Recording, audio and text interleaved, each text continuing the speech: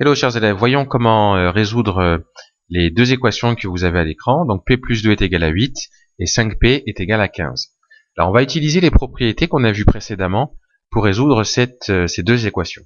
Alors pour la première, p plus 2 est égal à 8.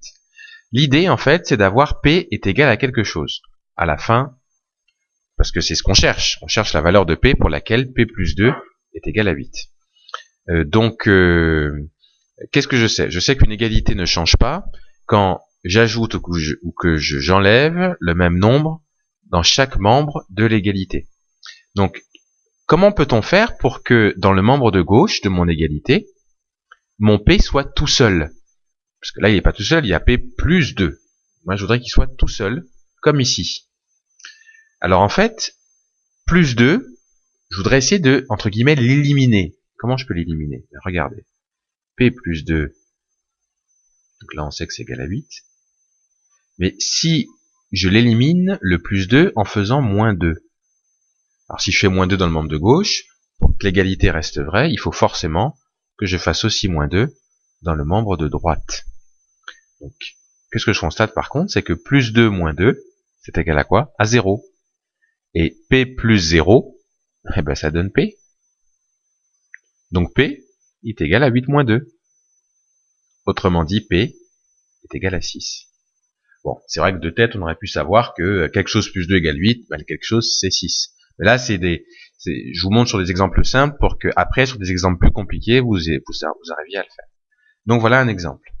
Autre exemple, 5P est égal à 15. Donc l'idée, là encore, c'est d'avoir P est égal à quelque chose.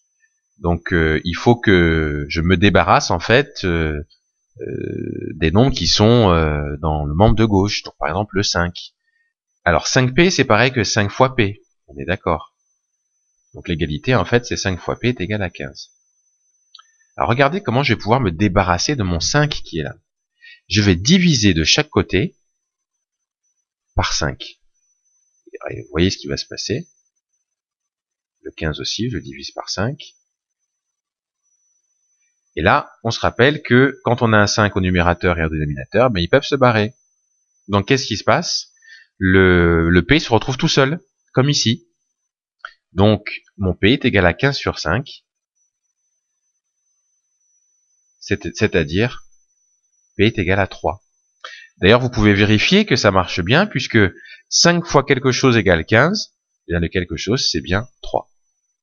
Donc voilà comment on peut utiliser les propriétés pour résoudre des équations simples comme celle-ci. Alors vous verrez dans une autre vidéo des équations un petit peu plus compliquées, mais on utilisera exactement les mêmes principes.